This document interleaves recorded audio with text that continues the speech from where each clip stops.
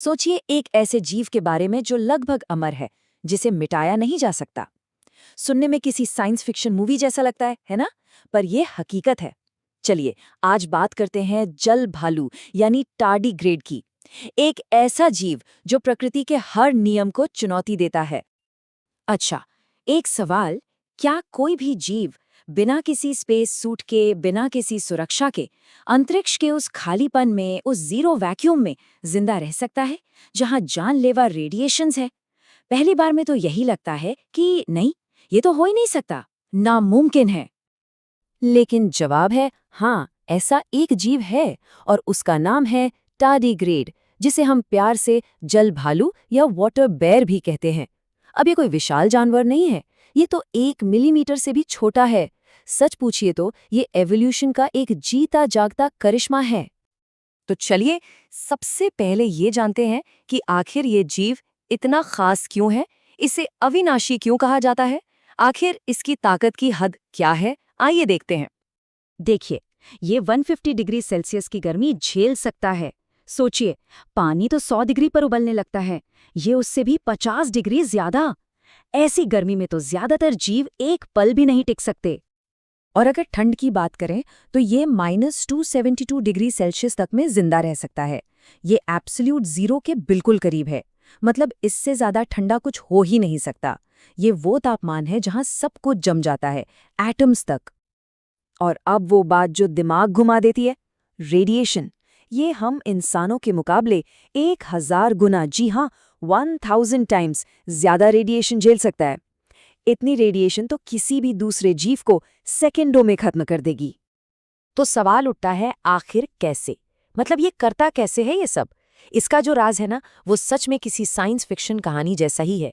आइए इसके पीछे की साइंस को समझते हैं। इसकी सुपर पावर का नाम है क्रिप्टोबायोसिस। इसका मतलब समझिए, ये एक ऐसी स्टेट है जिसमें ये जीव न तो पूरी तरह जिंदा होता है और न ही मरा हुआ। ये एक तरह से सस्पेंडेड एनिमेशन में चला जाता है, मतलब शरीर के सारे फंक्शंस, सांस लेना, खाना पचाना, सब कुछ लगभग रुक जाता है। और ये होता कैसे है? देखिए, जैसे ही इसे लगता है कि माहौल खराब हो रहा है, मान लीजिए पानी की कमी हो गई, तो ये अपने शरीर का लगभग 95% पानी बाहर निकाल देता है और सिकुड़कर एक छोटी सी सूखी हुई गेंद बन जाता है, जिसे टन कहते हैं। इस टन स्टेट में ये सालों, दशकों तक बिना किसी बदलाव के पड़ा रह सकता है, और फिर बस एक बूंद पानी की चाहिए और ये वापस अपनी पुरानी जिंदगी में लौट आता है ना कमाल? वैसे हम इंसानों को इसके बारे में बहुत पहले से पता है। सोचिए, 1773 में पहली बार इसकी ड्राइंग बनी थी। फिर 1787 में एक साइंटिस्ट लजारो स्पेलेंजानी ने पहली बार इसे पानी डालने पर जिंदा होते देखा और वो हैरान रह गए। और कहानी का सबसे बड़ा मोड़ आया 2007 में, जब टार्डीग्रेड्स को स्पेस में भेजा गया और वो जिंदा वापस आए। तब से लेकर आज तक इंटरनेशनल स्पेस स्टेशन पर इन पर एक्सपेरिमेंट्स चल रहे हैं। उन्हीं साइंटिस्ट स्पेलेंजानी ने 18वीं सदी में इसके बारे में लिखा था कि ये एक ऐसा जीव है जो अपनी मर्जी से मर सकता है और फिर जिंदा हो सकता है। सोचिए, 200 साल से भी पहले कही गई ये बात आज भी हमें उतनी ही हैरान करती है। तो हमने ये तो देख लिया कि ये क्या क्या कर सकता है, पर अब चलते हैं और गहराई में। इसके डीएनए में, इसके जेनेटिक कोड में ऐसा क्या खास है जो इसे ये सुपर पावर्स देता है? इसका एक सीक्रेट वेपन है, एक खास प्रोटीन। इसका नाम है डी-सूप, मतलब डैमेज सप्रेसर। ये करता क्या है? ये प्रोटीन टार्डीग्रेड के डीएनए के चारों तरफ एक कवच की तरह, एक शील्ड की तरह लिपट जाता है। तो जब रेडिएशन या सूखे का हमला होता है तो डीएनए को कोई नुकसान नहीं पहुंचता, वो पूरी तरह से सुरक्षित रहता है।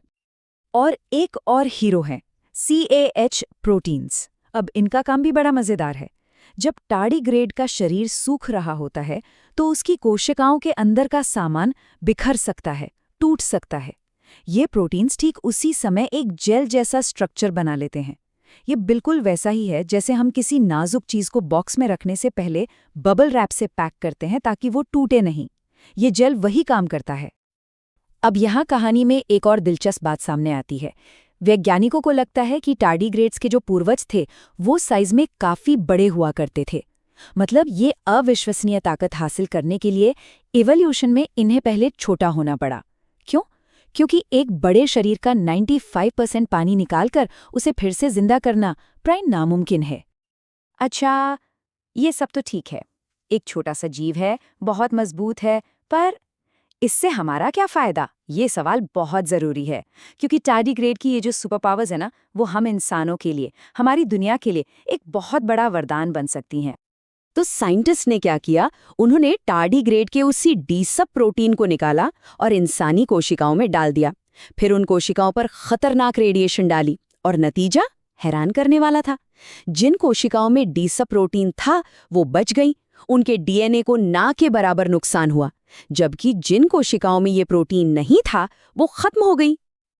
अब जरा सोचिए इसके इस्तेमाल के बारे में। हम ऐसी वैक्सीन बना सकते हैं जिन्हें फ्रिज में रखने की यानी कोल्ड स्टोरेज की जरूरत ही न पड़े।